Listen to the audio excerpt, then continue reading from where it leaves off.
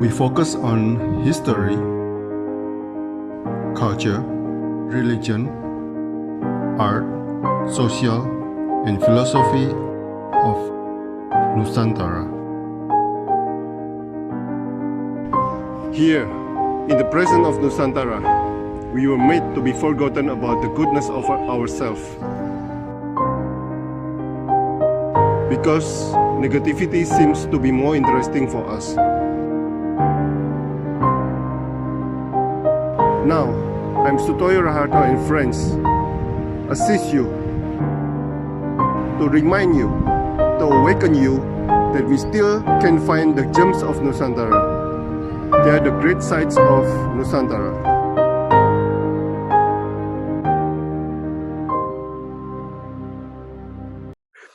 Selamat sore Mas Matt Bahdar, seorang digital artist di Ternate.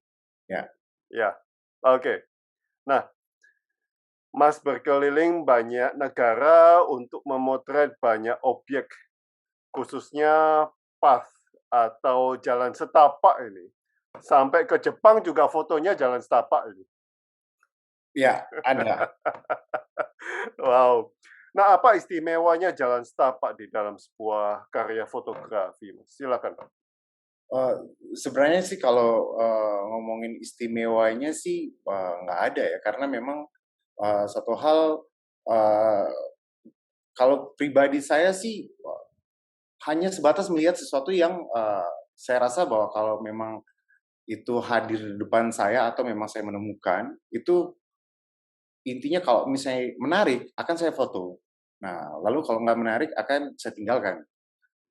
Nah, seperti itu. Jadi kalau misalnya, makanya saya kaget gitu, kenapa harus sebuah jalan gitu. Nah, seperti itu. Jadi kalau mungkin orang yang berkecimpung di dunia seni atau dia mempelajari seni dari sekolahnya, dia akan tahu yang namanya nirmana. Nah, nirmana itu tuh nir tanpa, mana itu arti.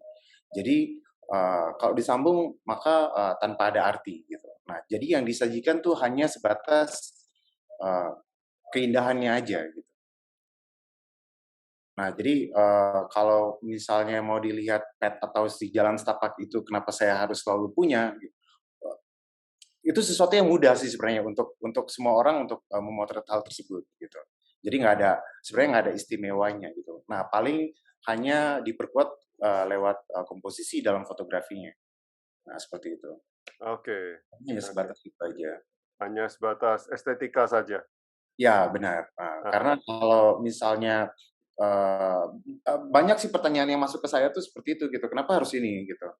Saya bilang saya menjelaskan secara dengan nirmana itu kan kita hanya sebatas untuk menampilkan yang bagus.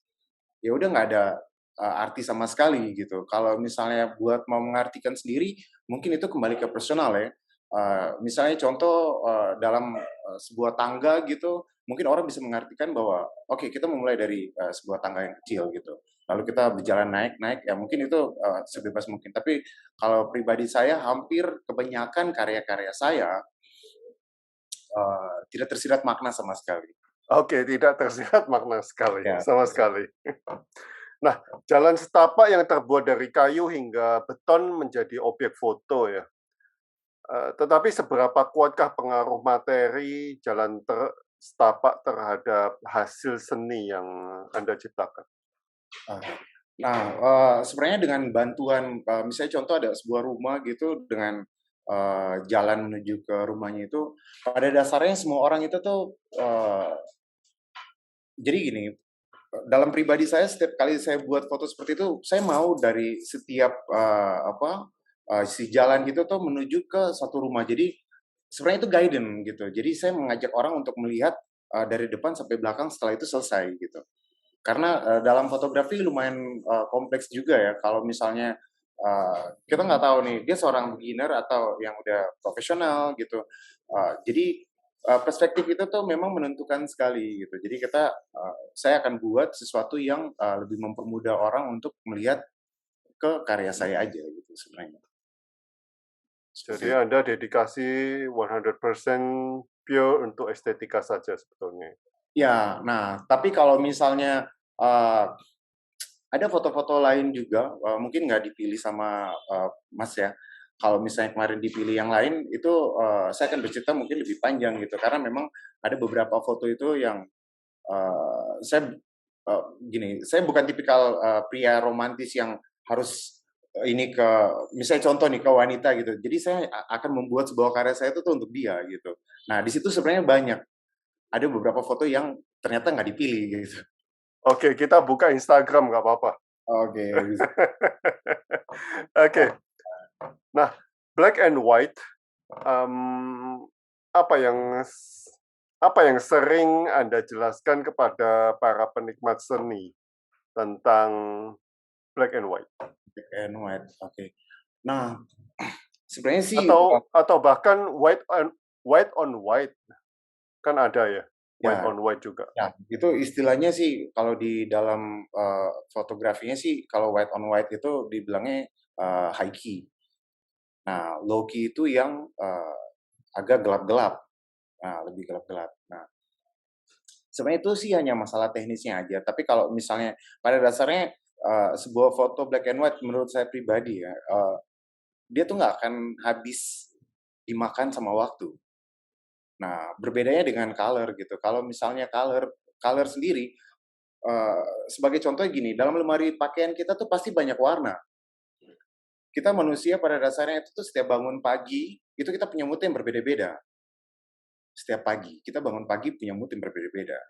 Sebuah color yang kita pilih nantinya atau baju warna apa yang kita pilih, belum tentu besok kita akan pilih warna yang sama juga. Nah, tapi kalau black and white itu pada dasarnya, walaupun dia ada 40 shade of grey-nya, tapi di situ orang, buat pribadi saya nggak bakal ribet untuk, hal-hal yang, harus saya pikirkan tergantung dengan mood saya. Nah, tergantung dengan mood saya. Jadi, kenapa saya harus pilih black and white, karena memang satu hal black and white itu, lebih mudah untuk orang, terima gitu. Lalu, sangat sedikit banget orang yang mau komplain dengan, black and white itu. Pada dasarnya semua orang suka. Semua orang punya punya kehidupan yang, ada siang, ada malam gitu. Long lasting, klasik. Ya, Ya, ya kurang lebih seperti itu, Bro. ya. Oke, saya masuk ke Instagram ya. Ini saya sedikit bercerita nih, ini waktu pas saya lihat, ini kapal ini kan sebenarnya lagi nunggu antrian gitu, nunggu antrian buat di kilo, Pak. Iya, iya. Jadi, biasa yang, ahli dalam kiloan seperti ini kan yang kita tahu di Indonesia itu adanya di, Madura dan memang mereka sangat jago banget, buat buat apa, penggali nih kapal. Jadi waktu itu saya ini di Ambon, saya sama teman saya datang, lalu saya lihat foto ini gitu, saya bilang, eee, pas nyampe, saya belum langsung foto kapal ini gitu, tapi saya membayangkan bahwa diri saya itu tuh adalah kapal ini sendiri. Lalu yang satunya itu, eee pacar saya waktu itu. Jadi, saya foto ke dia, saya foto kapal ini lalu saya kirim, saya bilang, "Ini saya akan buat karya, untuk kamu," gitu. Nah, jadi dalam kapal ini, kalau bisa dibayangkan sebuah kapal besi seperti ini nih pasti udah mengarungi, lautan yang begitu luas gitu, dengan, badai ataupun gelombang yang begitu luar biasa gitu. Nah, walaupun dia terbuat dari besi, sehebat apapun dia, tetap ujung-ujungnya kita bakal menua gitu. Nah, jadi sebenarnya dalam foto ini saya kasih tahu gitu, saya bilang bahwa, eee, dalam kehidupan kita mau sama-sama, ujung-ujungnya kita bakal bakal menua seperti ini gitu. Jadi, saya harap, dari karya yang saya buat ini nih bisa menua bersama kamu gitu. Sebenarnya itu gombal juga sih, Pak. Tapi memang, kalau di sini, jadi, dalam karya saya tuh kadang gini, ada beberapa teman-teman juga yang kalau misalnya nanya gitu, lalu saya bilang, "Saya tidak memotret objek itu, tapi, saya memotret diri saya sendiri," gitu. Jadi saya selalu membayangkan bahwa diri saya adalah objeknya, lalu saya akan buat foto ini. Oke, oke. Dan seberapa sering Anda merefleksikan objek-objek itu terhadap diri Anda sendiri, Mas?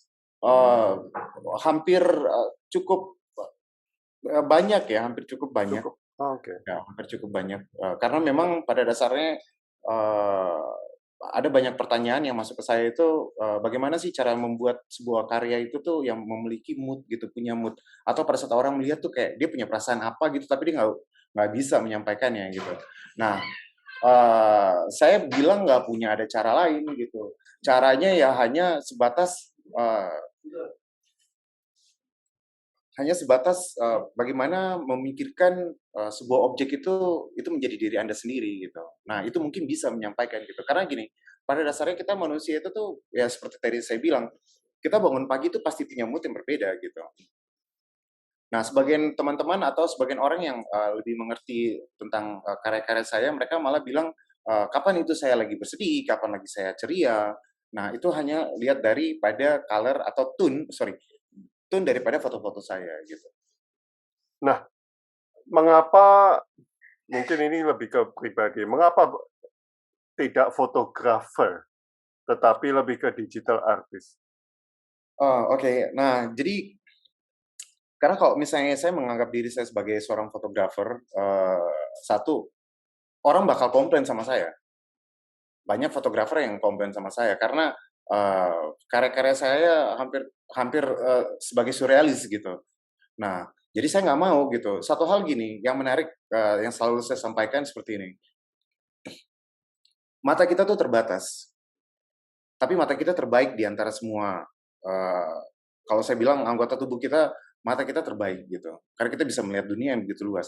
Tapi kalau misalnya, mata itu punya keterbatasan, ada satu hal yang tidak punya ada batasnya, yaitu imajinasi. Nah, saya nggak mau mengkerdilkan imajinasi saya hanya dengan mata saya yang terbatas. Jadi saya akan buat sesuatu yang lebih daripada mata saya itu. Nah, oke. Jadi, mungkin sekarang, Mas atau teman-teman yang lain bisa lihat saya di sini, lalu di belakangnya cuma ada, 3 buah foto atau ada lampu gitu. Tapi kebayang nggak kalau misalnya kita jangan pakai mata yang ada ya, kalau kita pakai imajinasi, saya mau kalau misalnya saya lihat di dalam, video ini, saya mau kalau di belakang saya itu tuh ada Iceland, ada air terjunnya yang sedemikian besar gitu. Kira-kira kalau misalnya seperti itu, kita butuh anggaran yang luar biasa banget gitu buat ngotek di sana gitu. Nah, tapi kalau imajinasi kan kita bisa buat apa saja. Makanya Oke. saya nggak mau disebut sebagai seorang fotografer karena karya saya tidak pure sebagai, fotografernya, karena saya udah berkembang ke, digitalnya. Iya, iya. Jadi, kalau misalnya sebagai fotografer maka saya akan dicecer banyak banget gitu, Mhm. seperti itu. Nah, tapi sebelum masuk ke dunia digital, apakah, Anda pernah masuk ke ruang gelap dan sebagainya? Kalau itu saya udah nggak sempat lagi, tapi Nggak sempat lagi? setelah itu saya mempelajarinya juga. Cuman karena memang di Ternate sini, kita udah nggak bisa kirim cairan lagi. Heeh, jadi chemical-nya, kita harus pesan dari Surabaya atau dari Jakarta, akhirnya, butuh waktu yang lama gitu untuk mempelajari. Tapi kalau hanya untuk, pengetahuannya saya mempelajari hal tersebut juga. Ya, soalnya ini kan hasil karya Anda ini kan mostly kalau zaman dulu kan main di ruang gelap semua ini. Ya, Bakar sana, bakar sini, ya kan? ya benar, Iya, iya, iya. benar banget. Nah, pernah ikut lomba? Saya pernah ikut lomba dan tidak pernah menang sekalipun. Oke, tetapi kemenangan bukan segalanya kan? Menurut saya, buat ikut lomba saya hanya pengen menguji diri saya sendiri, lalu pada saat, saya tidak menjadi seorang pemenang, eee, itu bukan hal yang jadi akhir buat saya gitu. Karena satu hal gini, orang menilai sebuah karya lomba itu kan jurinya hanya berapa orang aja gitu.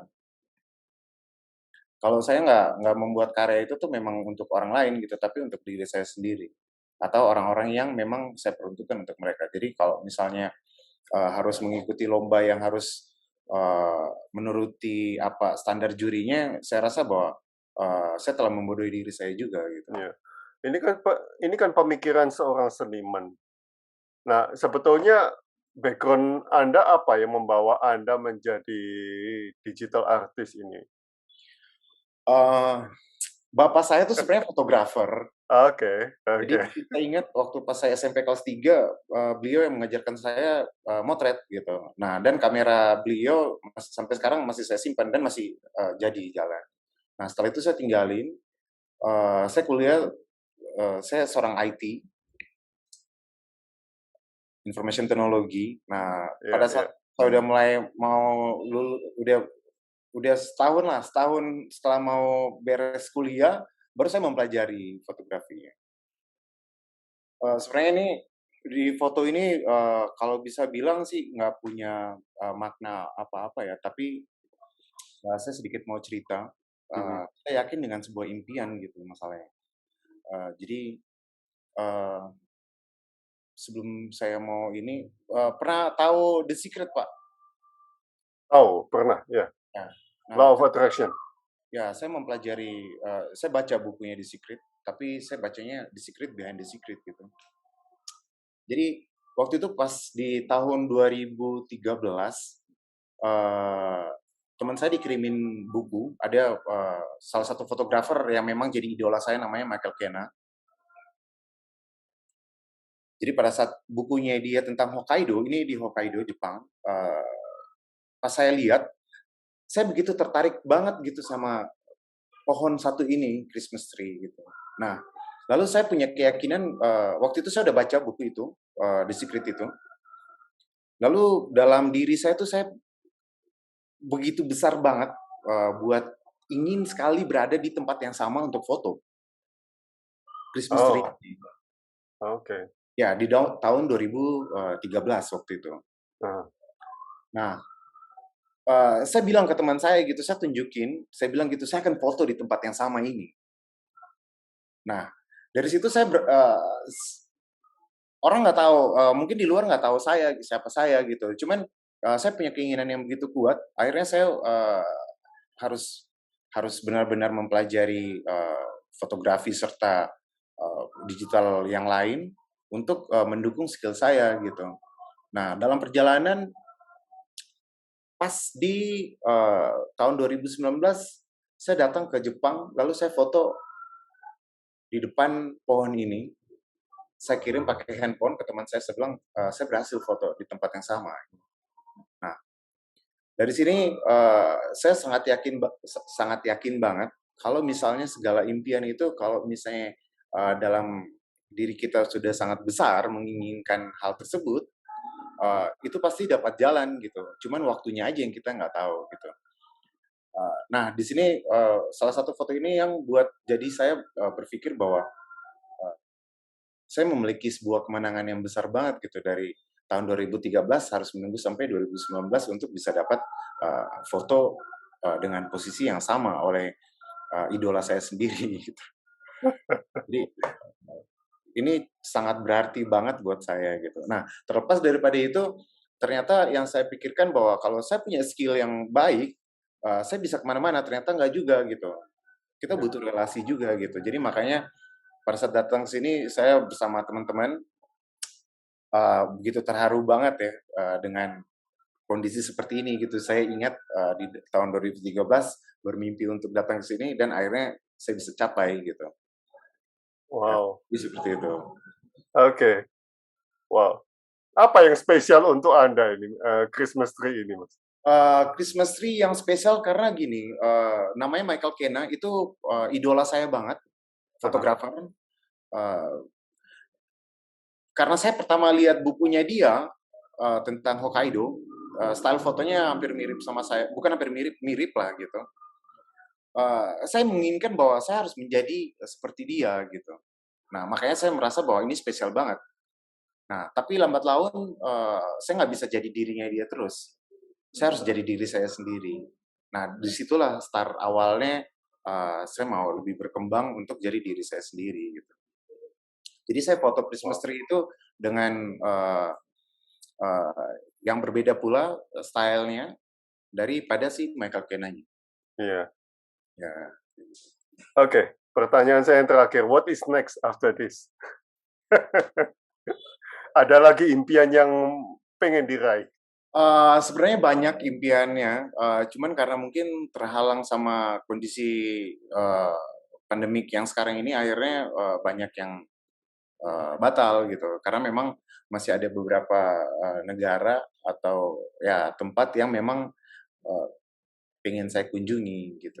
Nah, cuman karena ada pandemi kayak gini kita nggak tahu kapan selesainya gitu. Tapi saya selalu Iya. positif bahwa segala sesuatu pasti memiliki apa ya, memiliki hikmahnya lah gitu. Oke. Wow. Thank you banget, Mas. Nah, seperti kalau misalnya mau membahas mengenai black and white yang lebih mendalam serta tekniknya, itu mungkin waktu nggak bisa sesingkat mungkin. Iya. But it's amazing banget.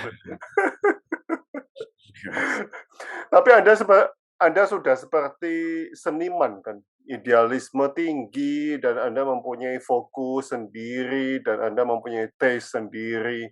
Bukankah begitu ya? Ya kurang lebih seperti itu. Jadi Iya. saya mau bercerita sedikit ya. Jadi Indonesia di mana sih yang ada kabut di lautan gitu? Nggak ada gitu. Nah makanya tadi yang saya bilang bahwa kalau mata terbatas, kenapa kita nggak menggunakan imajinasi kita gitu? Jadi memang awal-awal dulu waktu pas saya posting karya saya yang tanpa horizon, padahal di laut, memang banyak yang pro dan kontra juga gitu. Saya bilang nggak jadi masalah menurut saya pribadi, karena memang pada dasarnya setiap nabi yang datang ke muka bumi ini pasti diprotes lebih awal gitu. Setelah itu baru diikutin gitu. Dan lambat laun mulai ke sini ternyata responnya berbalik gitu. Malah sebagian pengen gimana sih caranya lo buat kayak gitu gitu. Dan saya selalu sharing bagaimana sih workflow saya dalam mengerjakan sebuah karya seni itu, karya foto. Ya, butuh berapa lama itu? Berapa Nah, tahun? untuk apaan?